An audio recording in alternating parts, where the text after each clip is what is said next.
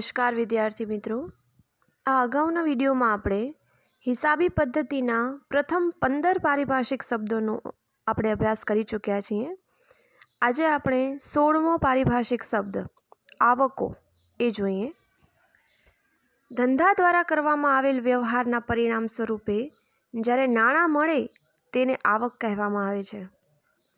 આ આવકને તે મળવાના સ્વરૂપના આધારે વર્ગીકૃત કરવામાં આવે છે। વર્ષ દરમિયાન નિયમિત મળતી આવકો અને વર્ષ દરમિયાન નિયમિત ન મળતી આવકો। ધંધાને રોજબરોજની પ્રવૃત્તિઓમાંથી નિયમિત આવક મળે છે। દાખલા તરીકે ધંધા દ્વારા થતા વેચાણની આવક, કમિશનની આવક, ડિવિડન્ડની આવક। આ આવકો નિયમિત ધોરણે મળતી હોય છે। અમુક આવકો નિયમિત સ્વરૂપ ધરાવતી નથી। દાખલા તરીકે ધંધાની જૂની મિલકતોનું વેચાણ, શેરમૂડી મેળવવી, ડિબેન્ચર બહાર પાડવા વગેરે। આવકો નિયમિત સ્વરૂપની નથી, બરાબર। આ આવકોને બે ભાગમાં વર્ગીકૃત કરવામાં આવે છે, નિયમિત આવકો અને અનિયમિત આવકો। હવે તમને નિયમિત આવકો એટલે શું કે જે માલિક છે એ જે વસ્તુનો ધંધો કરતો હોય છે અને એનામાંથી એની જે આવક થાય છે એ નિયમિત આવક હશે, જેને આપણે મહેસૂલી આવક કહેશું, બરાબર। અને જે આવકો નિયમિત સ્વરૂપમાં નથી, જેમ કે તમારી પાસે ફર્નિચર વધારાનો પડ્યો છે અને તમે એને વેચો છો, અથવા ભંગાર છે એ તમે વેચો છો અને જે આવક થાય છે, મતલબ કે જે કોઈ આવક નિયમિત નથી એ બધી આવકને આપણે શું કહેશું? મૂડી આવકો। 17મો પારિભાષિક શબ્દ મૂડી આવકો। આ પ્રકારની આવક નિયમિત રીતે મળતી નથી। આ પ્રકારની આવક મિલકતના વેચાણમાંથી પ્રાપ્ત થાય છે। ડિબેન્ચર બહાર પાડીને પ્રાપ્ત કરવામાં આવે છે। મિલકતનું વેચાણ છે એ વારંવાર નથી થતું, બરાબર। ડિબેન્ચર પણ છે એ વારંવાર બહાર પાડવામાં નથી આવતા। આ પ્રકારની આવકો વારંવાર ઊભી નથી થતી એટલે એ નિયમિત આવકો નથી, એટલે એને મૂડી આવકો કહેવાય છે। 18મો પારિભાષિક શબ્દ મહેસૂલી આવક। આ પ્રકારની આવકોનો પ્રવાહ વર્ષ દરમિયાન રહેવા પામે છે। આ આવકોના આધારે જે તે વર્ષમાં કમાયેલ નફા અથવા થયેલ નુકસાન અંગે જાણકારી મળે છે। આ પ્રકારની આવકમાં વેચાણની આવક, કમિશનની આવક, વટાવની આવક, ભાડાની આવક વગેરેનો સમાવેશ, મતલબ કે જે નિયમિત રીતે ઊભી થતી હશે। હવે તમારી પાસે કોઈ દુકાન છે અને તમે એને ભાડે આપો છો તો એ દર મહિને તમને એનામાંથી ભાડું મળે છે, એટલે એ નિયમિત આવક છે, એટલે તમે એને શું કહેશો? મહેસૂલી આવક। હવે આવી મહેસૂલી આવકને મહેસૂલી ઉપજ પણ કહેવાય। 19મો પારિભાષિક શબ્દ ચૂકવણીઓ, પેમેન્ટ્સ। ધંધા દ્વારા કરવામાં આવેલા વ્યવહારોના પરિણામ સ્વરૂપે જ્યારે નાણાં ચૂકવવામાં આવે ત્યારે તેને જાવક તરીકે ઓળખવામાં આવે છે। આ ખર્ચાઓને તે ચૂકવવાના સ્વરૂપના આધારે વર્ગીકૃત કરવામાં આવે છે। વર્ષ દરમિયાન ચૂકવવાતી નિયમિત જાવકો અને વર્ષ દરમિયાન ચૂકવવાતી અનિયમિત જાવકો। જેવી રીતે આવકોમાં આપણે ભણ્યા નિયમિત આવકો અને અનિયમિત આવકો। નિયમિત આવકોને આપણે મહેસૂલી આવકો કહેતા હતા અને અનિયમિત આવકોને આપણે મૂડી આવકો કહેતા હતા। એવી જ રીતે ચૂકવણીઓમાં પણ છે, નિયમિત રીતે જે જાવક થાય છે એ મહેસૂલી જાવક કહેશું, અને અનિયમિત રીતે જે નિયમિત રીતે નથી થતી, અમુક સમયે જેના ખર્ચા થાય છે એને મૂડી ખર્ચા કહેશું, બરાબર। દાખલા તરીકે ધંધો ભાડાના મકાનમાં કરવામાં આવે છે અને દર મહિને નિયમિત ભાડું ચૂકવવું પડે છે, એટલે આ જાવક છે એ નિયમિત છે, આખા વર્ષ દરમિયાન એને ચૂકવવામાં આવે છે, તો એ આવકને આપણે શું કહેશું? મહેસૂલી જાવક, બરાબર, મહેસૂલી ખર્ચ। ધારો કે ધંધામાં યંત્ર ખરીદવામાં આવે તો આ ખર્ચ નિયમિત નથી। યંત્ર છે, ફર્નિચર છે, એસી છે, તો આ બધી વસ્તુઓ તમે નિયમિત રીતે દર મહિને નહીં ખરીદો, એ તમને જ્યારે જરૂર જણાશે ત્યારે જ તમે ખરીદશો, એટલે આ અનિયમિત ખર્ચા છે, તમારા અનિયમિત જાવકો છે, જેને આપણે મૂડી જાવકો કહેશું, બરાબર, મૂડી ખર્ચા કહેશું। તો જોઈએ 20મો પારિભાષિક શબ્દ મૂડી ખર્ચા। મેં તમને કીધું એ જ પ્રમાણે આ પ્રકારના ખર્ચા નિયમિત રીતે થતા નથી। સામાન્ય રીતે મિલકતની ખરીદી વખતે મૂડી ખર્ચા થતા હોય છે। દાખલા તરીકે યંત્રની ખરીદી, મિલકત વારંવાર ખરીદવામાં આવતી નથી, તેથી તેને મૂડી ખર્ચ કહે છે। ડિબેન્ચરના નાણાં પરત કરવામાં આવે તે પણ મૂડી ખર્ચ છે। મહેસૂલી ખર્ચ 21મો પારિભાષિક શબ્દ। આ પ્રકારના ખર્ચાનો પ્રવાહ સતત રહેવા પામે છે। આ ખર્ચાના આધારે નફા નુકસાનની ગણતરી થાય છે। આ પ્રકારના ખર્ચામાં પગાર, મજૂરી, ટેલિફોન ખર્ચ, જાહેરાત ખર્ચ વગેરેનો સમાવેશ થાય છે. મતલબ કે તમે કોઈ પગારદાર રાખો છો ને દર મહિને તમે પગાર ચૂકવશો, દર મહિને તમે લાઇટ બિલ ચૂકવો છો, દર મહિને તમે ટેલિફોન ખર્ચ ચૂકવો છો. આ બધા નિયમિત ખર્ચા છે, જેથી તેને મહેસૂલી ખર્ચા કહેવાશે. 22મો પારિભાષિક શબ્દ પ્રસારિત મહેસૂલી ખર્ચ. આ પ્રકારના ખર્ચાઓને અવાસ્તવિક મિલકત તરીકે ઓળખવામાં આવે છે. આપણે 15મા પારિભાષિક શબ્દમાં આગલા વિડીયોમાં આપણે જોઈ લીધું કે પ્રસારિત મહેસૂલી ખર્ચા એટલે કે વર્તમાનમાં કરવામાં આવેલ ખર્ચાનો લાભ અલગ અલગ સમય દરમિયાન મળતો હોય છે. વર્ષોમાં એને ડિવાઈડ કરી દેવામાં આવતો હોય છે. એને પ્રસારિત મહેસૂલી ખર્ચ કહેવાય છે. ધારો કે હું 2 વર્ષનો ભેગો ભાડો 20,000 ચૂકવું છું, બરાબર. મતલબ કે 20,000 મેં ચૂકવ્યો છે, પણ 20,000 માત્ર આ વર્ષનો ખર્ચ નથી, એ 2 વર્ષમાં એ પ્રસારિત થઈ જાય છે. 23મો પારિભાષિક શબ્દ ખર્ચ, એક્સપેન્સ. જે ખર્ચેલ રકમનો લાભ જે તે હિસાબી વર્ષને મળવાનો હોય તેને ખર્ચ કહેવાય. હિસાબી વર્ષ છે એ 12 મહિનાનું હોય, બરાબર. આ ખર્ચને મહેસૂલી ખર્ચ કહેવામાં આવે છે. દાખલા તરીકે પગાર ખર્ચ, મજૂરી ખર્ચ, દલાલી ખર્ચ, કમિશન, વટાવ, ઘસારો, આ બધા છે એ ખર્ચ છે. 24મો પારિભાષિક શબ્દ ઉપજ, રેવન્યુ. માલ કે સેવાનું ગ્રાહકને અનુક્રમે વેચાણ કરવામાં આવે, પૂરી પાડવામાં આવે ત્યારે ધંધાને જે આવક થાય છે તેને ઉપજ કહેવાય. ઉધાર વેચાણ કરવામાં આવેલ હોય અને રકમ મળવાની બાકી હોય એને પણ ઉપજ કહેવામાં આવશે. ઉપરાંત અન્ય આવકો જેમ કે વ્યાજ, ભાડું, કમિશન, ડિવિડન્ડ જે તે વર્ષમાં મળ્યા હોય અથવા તો જે તે વર્ષના મળવાના બાકી હોય તેને પણ ઉપજ કહેવાશે. મતલબ કે તમને ભાડું છે એ આ મહિનાનું મળવાપાત્ર છે, પણ તમારા ભાડુઆત છે તમને આ મહિને નથી આપતા તો કંઈ વાંધો નહીં, પણ એ તમારી આ વર્ષની જ આવક ગણાશે. એને ઉપજ તરીકે જ તમે ગણતરી કરવાની હશે, બરાબર. 25મો પારિભાષિક શબ્દ નફો, પ્રોફિટ. વર્ષ દરમિયાન નિયમિત આવકો જેને આપણે મહેસૂલી આવકો કહીએ છીએ, એમાંથી જે નિયમિત જાવકો બાદ કરી દઈએ અને જે રકમ વધે છે એને શું કહેશું? નફો. મતલબ કે આપણી આવક છે એ જાવક કરતાં વધારે હશે અને જે ડિફરન્સ મળશે એને આપણે નફો કહેવાનું. ધંધાની રોજબરોજની આવકોના અને જાવકો પરનો વધારો એ નફો કહેવાય. આ મહેસૂલી નફો છે. હિસાબોમાં આ પ્રકારની નફાની ગણતરી નફા નુકસાન ખાતા પરથી કરવામાં આવે છે, જે તમને આગળ શીખવાડવામાં આવશે. આ પ્રકારના નફો મહેસૂલી નફો છે, કારણ કે આ નફો મહેસૂલી આવકો અને મહેસૂલી જાવકો વચ્ચેનો તફાવત છે. મતલબ કે જે નિયમિત આપણી આવકો થાય છે અને નિયમિત જાવકો થાય છે એનો ડિફરન્સ જે આવે છે એને આપણે નફો કહીએ છીએ. નહીં કે આપણે યંત્ર વેચ્યું કે આપણા પાસે જે વધારાની ફર્નિચર છે એને વેચ્યું અને જે આવક થઈ એને નફો નહીં કહીએ. ધંધાની ભાષામાં જે વસ્તુનો ધંધો થાય છે એ ચોખ્ખો નફો આપણે જોવાનું હશે, બરાબર. 26મો પારિભાષિક શબ્દ નુકસાન. નફા કરતાં નુકસાનની ગણતરી વિરુદ્ધમાં થાય છે. વર્ષ દરમિયાન નિયમિત જાવકોમાંથી નિયમિત આવકો બાદ કરતાં તફાવતની રકમને નુકસાન કહેવામાં આવે છે અને આને મહેસૂલી નુકસાન કહેશું.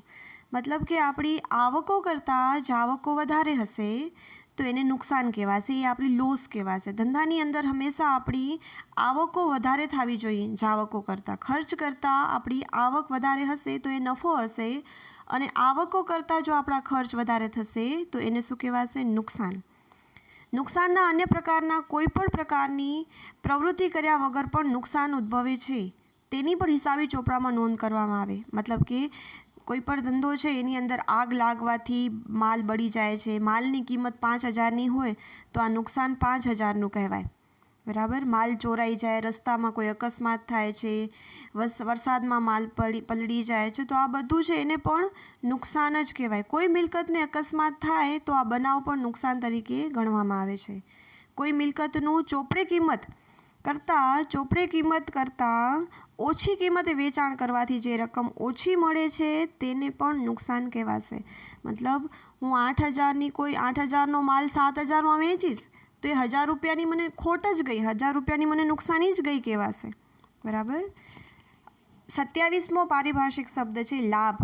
લાભ અને નફો બે સેમ. નફો અને લાભ સમાનાર્થી શબ્દો કહેવાશે. 28મો પારિભાષિક શબ્દ ખરીદી. ધંધામાં ઘણી વસ્તુઓ અને સેવાઓ ખરીદવામાં આવતી હોય છે. આ તમામ ખરીદીઓ ધંધાની ખરીદી તરીકે ઓળખવામાં નથી આવતી. આ ધંધાના ખર્ચાઓ તરીકે ઓળખાય છે. વેપારી જે વસ્તુનો વેપાર કરતો હોય અને તે માલ ખરીદે તેને હિસાબી પદ્ધતિમાં ખરીદી કહેવામાં આવે છે. હવે વિદ્યાર્થી મિત્રો, એક વસ્તુ યાદ રાખવાની છે કે માલ એટલે શું? તો વેપારી જે વસ્તુનો ધંધો કરે છે એ વસ્તુને માલ કહેવામાં આવે છે. એટલે જ્યારે વેપારી કોઈ માલ ખરીદે છે તો એ જ વ્યવહારને માત્ર આપણે ખરીદી કહેશું. ધંધાની અંદર ઘણા બધા પ્રકારની ખરીદી થતી હોય છે, પરચેસ થતી હોય છે, પણ દરેકે દરેક વસ્તુ અને સેવાઓ ખરીદીએ છીએ એને ખરીદી નથી કહેવાતી. માત્ર અને માત્ર માલ ખરીદીએ છીએ તેને જ ખરીદી કહેવામાં આવે છે. અનાજના વેપારી દ્વારા સ્ટેશનરી ખરીદવામાં આવે તો એ ખરીદી નથી, એને સ્ટેશનરી ખર્ચ કહેવાશે. પણ અનાજનો વેપારી અનાજ ખરીદે છે તો એને ખરીદી કહેવામાં આવશે. બરાબર? રોકડ હોય કે ઉધાર હોય પણ એ ખરીદી કહેવાશે. 29મો પારિભાષિક શબ્દ વેચાણ. વેપારીને ધંધામાંથી વિવિધ પ્રકારની આવકો મળતી હોય છે. આ તમામ આવકો વેચાણ તરીકે ધ્યાનમાં લેવામાં આવતી નથી. વેપારી જે વસ્તુનો વેપાર કરતો હોય અને તે માલનું વેચાણ કરે તેને હિસાબી પદ્ધતિમાં વેચાણ કહેવામાં આવે છે. અનાજના વેપારી દ્વારા અનાજ વેચીને જે આવક ઊભી થાય તેને વેચાણ કહેવામાં આવશે. હવે અનાજનો વેપારી છે ફર્નિચર વેચશે તો એને વેચાણ કહેવામાં આવશે નહીં. બરાબર? મતલબ કે વેપારી જે વસ્તુનો વેપાર કરે છે અને એ વેચે છે ત્યારે અને ત્યારે માત્ર એ વેચાણ શબ્દ વાપરવામાં આવશે.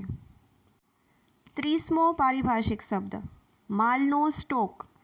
વેપારી દ્વારા વેપાર કરવાના હેતુસર જે માલ ખરીદવામાં આવેલ હોય તેમાંથી વધેલ માલને સ્ટોક કહેવામાં આવે. દાખલા તરીકે એક વેપારી ₹70,000નો માલ ખરીદ્યો હોય અને તેમાંથી 45,000 રૂપિયાના માલનું 75,000માં વેચાણ કરે તો સ્ટોક 25,000નો કહેવાય. હિસાબી વર્ષના અંતે ₹25,000 આખા સ્ટોક તરીકે ગણાશે અને બીજા વર્ષની શરૂઆતમાં તે ₹25,000નો શરૂઆતનો સ્ટોક ગણાશે. આખા સ્ટોક ચાલુ મિલકત ગણાય. ટૂંકમાં સ્ટોક એટલે ખરીદેલ માલ પૈકી વધેલ માલ. 31મો પારિભાષિક શબ્દ દેવાદારો. સાદા સિમ્પલ શબ્દમાં તમને કહું, આ ખૂબ જ મુખ્ય પારિભાષિક શબ્દ છે જે અકાઉન્ટ્સની અંદર વારંવાર જેનો ઉપયોગ થશે. દેવાદારો, લેણદારો. બરાબર? તો દેવાદારો એટલે કે આપણા ગ્રાહકો. અને કેવા ગ્રાહકો? કે જેને આપણે ઉધાર માલનું વેચાણ કર્યું હોય. બરાબર? વેપારી દ્વારા પોતાના ગ્રાહકોને ઉધાર એટલે કે શાક પર માલનું વેચાણ કરવામાં આવે ત્યારે ગ્રાહકોને દેવાદાર તરીકે ઓળખવામાં આવે છે. ગ્રાહકને જેટલા રૂપિયાના માલનું વેચાણ કરેલ હોય તેટલી રકમનો તે ધંધાનો દેવાદાર બને છે.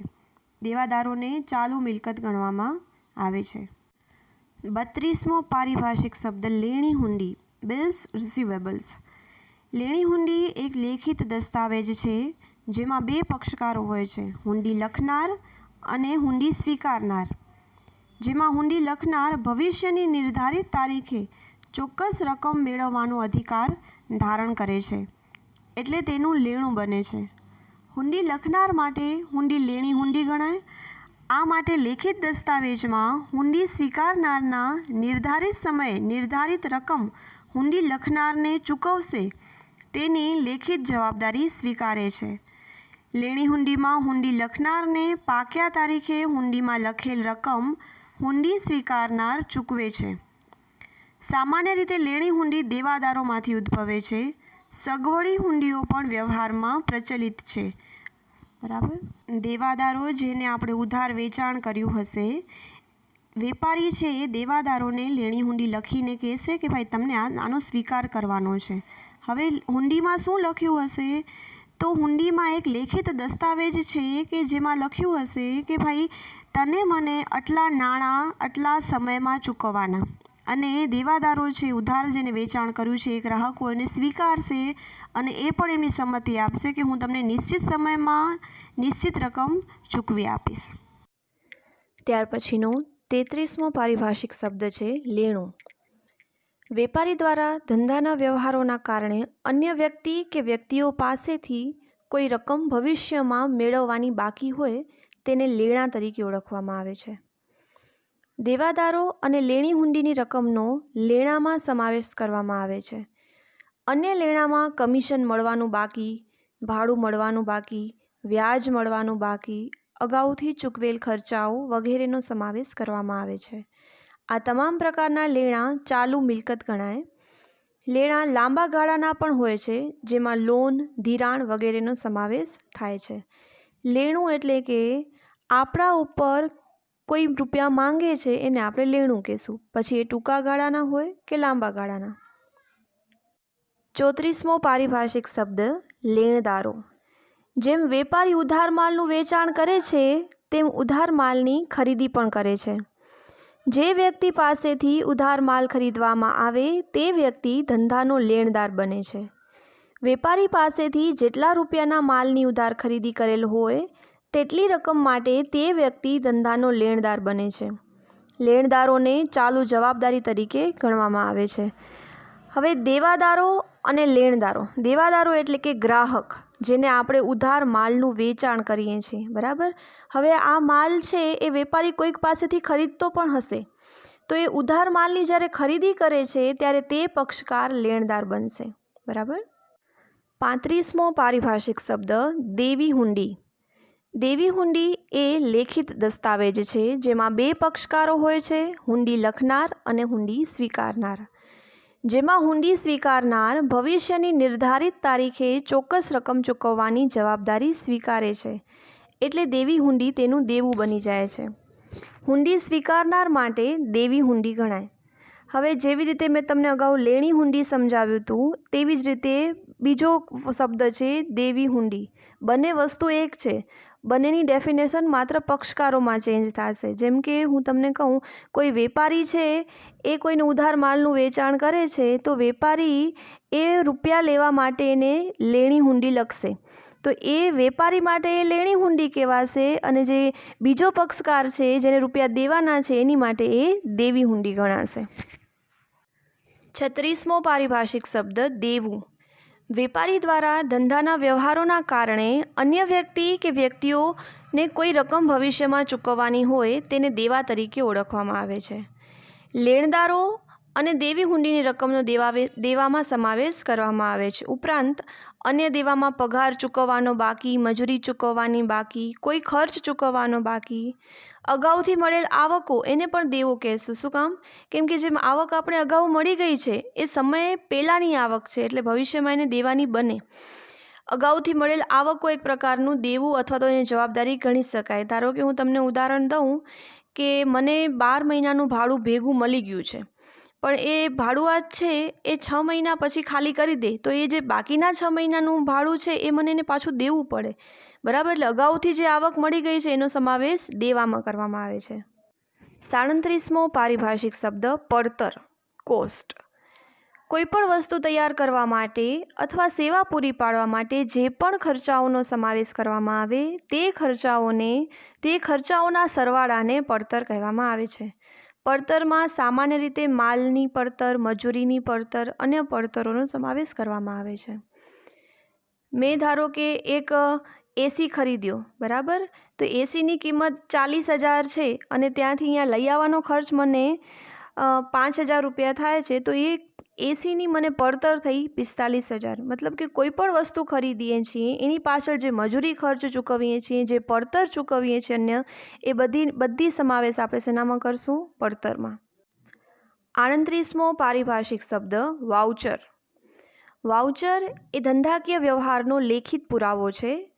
વાઉચરના આધારે વ્યવહારનો પ્રકાર નક્કી થાય છે.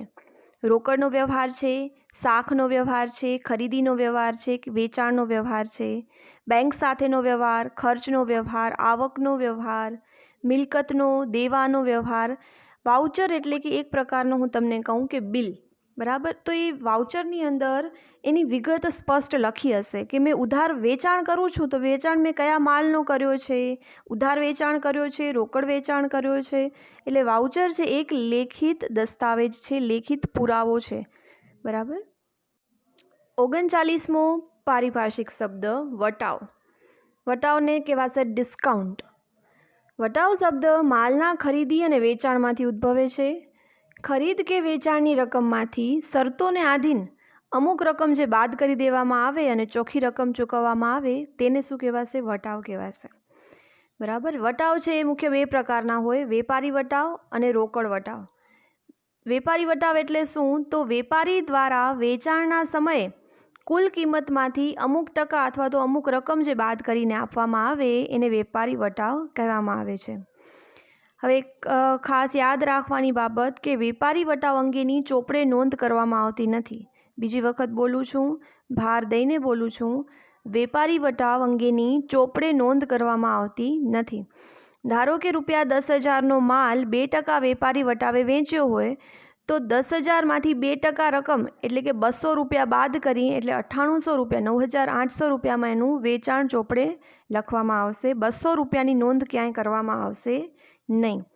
હવે રોકડ વટાવ, બીજો વટાવ છે રોકડ વટાવ. એ શું છે? તો વેચાણ કરેલ માલની રકમ ઝડપથી પરત મળે તે હેતુથી ગ્રાહકને આકર્ષવા માટે મળવાપાત્ર રકમમાંથી જે રકમ કાપી આપવામાં આવે તેને રોકડ વટાવ કહેવામાં આવે છે. એટલે કે તમે વેપારી છો અને ગ્રાહકને કહો છો કે તમે રોકડે ચૂકવો છો, રોકડે માલ લ્યો છો તો તમને આટલામાં પડશે અને જો ઉધાર માલ લ્યો છો તો આટલા પૂરી કિંમતમાં. એટલે કે જ્યારે રોકડ વ્યવહાર કરે છે અને એને જે ડિસ્કાઉન્ટ મળે છે એને કહેવાશે રોકડ વટાવ. અને રોકડ વટાવની આપણે ચોપડે નોંધ કરશું. બરાબર. ધારો કે એમ કે છે, આપણે અગાઉ મેં તમને ઉદાહરણ આપ્યું એમાં જ કે 9800ની રકમ ઉપર જો ₹200 રોકડ વટાવ આપવામાં આવે તો ગ્રાહકને ₹9,600 ચૂકવશે. એટલે ₹200 જે છે એ રોકડ વટાવ ગણાશે અને એની નોંધ આપણે શું કરશું? ચોપડે કરશું. બરાબર. અને રોકડ પ્રાપ્ત કરતી વખતે આપવાનો હોવાથી તેને રોકડ વટાવ કહેવામાં આવે છે. 40મો પારિભાષિક શબ્દ મળેલ વટાવ કે આપેલ વટાવ. બરાબર. મળેલ વટાવ કે આપેલ વટાવ એ રોકડ વટાવ હોય છે. આ વટાવની ચોપડે નોંધ કરવામાં આવે છે. મળેલ વટાવ એ આવક અને ઉપજ તરીકે ગણવામાં આવે છે, જ્યારે આપેલ વટાવ છે એ ખર્ચ ગણાશે. હવે મળેલ વટાવ એટલે શું? તો આપણે કોઈ પાસેથી માલ ખરીદીએ છીએ અને આપણે જે ડિસ્કાઉન્ટ મળે છે એને મળેલ વટાવ કહેશું. અને આપેલ વટાવ એટલે કે આપણે કોઈને માલ વેચીએ છીએ અને આપણે આપણા ગ્રાહકને જે વટાવ આપીએ છીએ એને આપેલ વટાવ કહેશું. બરાબર. જેમ કે રમીલાબેન પાસેથી ₹10,000નો માલ ખરીદ્યો આપણે અને 15 દિવસમાં નાણાં ચૂકવાશે તો 2% વટાવ મળશે. બરાબર. એટલે કે ₹200 જે આપણે બાદ કરીને રકમ ચૂકવશું એ આપણને ડિસ્કાઉન્ટ મળ્યો, એ આપણને ઉપજ થઈ છે, એને મળેલ વટાવ કહેશું. એવી જ રીતે આપણે કોઈ ગ્રાહકને માલ વેચીએ છીએ, 15,000નો ધારો કે આપણે કોઈ ગ્રાહકને માલ વેચીએ છીએ અને એને જે વટાવ આપવામાં આવે છે તો આપણે એને ડિસ્કાઉન્ટ કાપીને કહેશું. બરાબર. એટલે આપણે એટલી રકમ ઓછી મળશે એટલે એ આપણો ધંધાનો ખર્ચ કહેવાશે, એટલે એને આપેલ વટાવ કહેવાય. 41મો પારિભાષિક શબ્દ ઘસારો, ડેપ્રિસિએશન. ઘસારો એ ધંધાનો ખર્ચ છે. દર વર્ષે મિલકતની કિંમતમાંથી નિર્ધારિત દરે ઘટાડો કરવામાં આવે છે. જેટલી રકમ ઘટાડવામાં આવે છે તેને ઘસારા તરીકે ઓળખવામાં આવે છે. સરકારને કરવેરા ચૂકવતા પહેલાં આવકમાંથી ઘસારો બાદ કરવામાં આવે છે ને ઘસારાનો ધંધાનો બિનરોકડ ખર્ચ છે. હવે હું તમને એક સિમ્પલ ઉદાહરણ આપું કે કોઈ પણ ગાડી તમે ખરીદો છો. બરાબર. ધારો કે તમે 2015માં કોઈ ગાડી ખરીદી છે ₹50,000ની. હવે એ તમે 2020ની સાલમાં તમે ગાડી વેચવા જાશો તો તમને શું 50,000 પૂરા મળશે? નહીં મળે. એની કિંમત છે હંમેશા ઓછી જ આવશે. એનો કહેવાનો મતલબ કે ઘસારો છે એ બિનરોકડ ખર્ચ છે. તમને દર વર્ષે એને માંડવું પડે એમ. એની રકમ છે હંમેશા ઘટતી હોય, એને ઘસારો કહેવામાં આવે અને એ મિલકત પરનો ઘસારો હોય. 42મો પારિભાષિક શબ્દ ગાલખાદ. ગાલખાદ છે એ શું હોય? તો આપણે કોઈ દેવાદારને માલ ઉધાર વેચ્યો છે, ગ્રાહકને ઉધાર માલનું વેચાણ કર્યું છે અને એ ઉધાર માલનું વેચાણ કર્યું છે, અમુક સમય પૂરો થાય છે અને ગ્રાહક આપણને રૂપિયા ચૂકવતો નથી. બરાબર. ત્યારે આપણે એને ગાલખાદ એટલે કે નુકસાન તરીકે માંડી વાળવાનું. એટલે ગાલખાદ ધંધાનો ખર્ચ નથી, એ એક નુકસાન છે. 43મો પારિભાષિક શબ્દ સદ્ધર. જે વ્યક્તિ પોતાની નાણાકીય જવાબદારી નિયમિતપણે ચૂકવતો હોય, જેની મિલકતો તેની જવાબદારી કરતાં વધારે હોય તે વ્યક્તિને હિસાબી પદ્ધતિની ભાષામાં સદ્ધર વ્યક્તિ કહેવાય. મતલબ કે જે નિયમિત રીતે લોનના હપ્તા ભરતો હોય, નિયમિત રીતે તેની જવાબદારી એટલે કે દેવા ચૂકવતો હોય એ વ્યક્તિ સદ્ધર છે. 44મો પારિભાષિક શબ્દ નાદાર, ઇનસોલ્વન્ટ. જે વ્યક્તિ પોતાની નાણાકીય જવાબદારી એટલે કે દેવા નિયમિત રૂપે ચૂકવતો નથી એટલે કે સક્ષમ ન હોય, જેની મિલકતોનું પ્રમાણ તેની જવાબદારી કરતાં ઓછું હોય તે વ્યક્તિને હિસાબી પદ્ધતિની ભાષામાં નાદાર વ્યક્તિ કહેવાય. જ્યાં સુધી અદાલત દ્વારા તેને નાદાર જાહેર ન કરવામાં આવે ત્યાં સુધી તે વ્યક્તિને નાદાર કહી શકાય નહીં. 45મો પારિભાષિક શબ્દ ઉધાર અને જમા. હિસાબી પદ્ધતિના પાયાના બે શબ્દો છે, ઉધાર અને જમા. દ્વિનોંધીનામા પદ્ધતિમાં દરેક વ્યવહારની બેવડી અસર આપવામાં આવે છે, એક ઉધાર અને બીજી જમા. ઉધાર જમાની સાચી અને ખરી સમજૂતી હિસાબી પદ્ધતિની સાચી અને ખરી સમજૂતી છે. હિસાબી પદ્ધતિમાં બે બાજુઓ હોય છે, ડાબી બાજુને ઉધાર બાજુ કહેવાય અને જમણી બાજુને જમા બાજુ કહેવાય. હિસાબોમાં કોઈ ખાતું ઉધારવું એટલે ખાતાની ઉધાર બાજુએ એટલે કે ડાબી બાજુએ હિસાબી નોંધ લખવી. હિસાબોમાં કોઈ ખાતું જમા કરવું એટલે કે ખાતાની જમણી બાજુએ લખવું એને કહેવાશે જમા બાજુ. ઉધાર જમા અંગેની નિયમોની આપણે હવે આવતા વિડીયોમાં ચર્ચા કરશું. 46મો પારિભાષિક શબ્દ ખાતું. ધંધાની અમુક વસ્તુઓ કે વ્યક્તિઓ અંગેના વ્યવહારો વારંવાર થતા હોય છે. આ વ્યવહારો ઉધાર અસર ધરાવતા ઉધાર બાજુના પણ હોઈ શકે અને જમા અસર ધરાવતા જમા બાજુના પણ હોઈ શકે. જે તે વસ્તુ કે વ્યક્તિને લગતા તમામ વ્યવહારો હિસાબી ચોપડામાં એક જ સ્થાને નોંધાય અને વ્યવહારોનો સારાંશ જાણી શકાય તેને ખાતું કહેવામાં આવે. દાખલા તરીકે પુષ્પાબેન ધંધાના ગ્રાહક છે, તેમને ઉધાર વેચાણ કરવામાં આવે છે. ધારો કે વર્ષમાં 20 વખત ઉધાર વેચાણ કરવામાં આવે છે અને તેમના દ્વારા હિસાબી પતાવટ પણ 20 વખત કરવામાં આવે છે. તો આમ પુષ્પાબેન સાથેના વર્ષમાં જુદી જુદી રીતે 20 ગુણ્યા 2 કરો એટલે 40 વ્યવહારો થાય. તો આ બધા વ્યવહારો હિસાબી ચોપડામાં એક જ સ્થાને નોંધવામાં આવે તે માટે ખાતું બનાવવું પડે. બરાબર, એટલે કે જ્યાં વ્યવહારો નોંધાયા છે તેને પુષ્પાબહેનનું ખાતું એમ કહેવામાં આવશે. પુષ્પાબેન છે એ એક વ્યક્તિ છે, તેથી તે વ્યક્તિનું ખાતું કહેવાય. વ્યક્તિના ખાતાની જેમ માલનું ખાતું, મિલકતનું ખાતું, ઉપજનું ખાતું, કોઈ ખર્ચ વારંવાર થતા હોય છે, સ્ટેશનરી તમને વારંવાર લેવી પડતી તો અલગથી સ્ટેશનરીનું ખાતું વગેરે જેવા ખાતા તૈયાર કરવામાં આવે છે. જો કે વર્ષ દરમિયાન એક જ વ્યવહાર થયો હોય તો પણ હિસાબી પદ્ધતિના નિયમ પ્રમાણે જે તે ખાતું બનાવવું જ પડે. આમ આપણે 46 પારિભાષિક શબ્દનો અભ્યાસ કર્યો. આ બધા પારિભાષિક શબ્દો અભ્યાસના વિષયને સમજવામાં સરળતા ઊભી કરે છે. નામું વિષય છે એ તમારા માટે એક નવો વિષય છે. એના માટે પારિભાષિક શબ્દો જે તે બાબત અંગે અર્થ સ્પષ્ટ કરે છે, જેથી તમને ભવિષ્યમાં હવે જેમ આગળ નામું ભણશો તો તમને એટલી તકલીફ ઓછી પડશે અને શબ્દો તમને સમજાશે. અને દરેક શિક્ષણ શાખામાં આવા પારિભાષિક શબ્દોનું આગવું સ્થાન અને મહત્ત્વ હોય છે.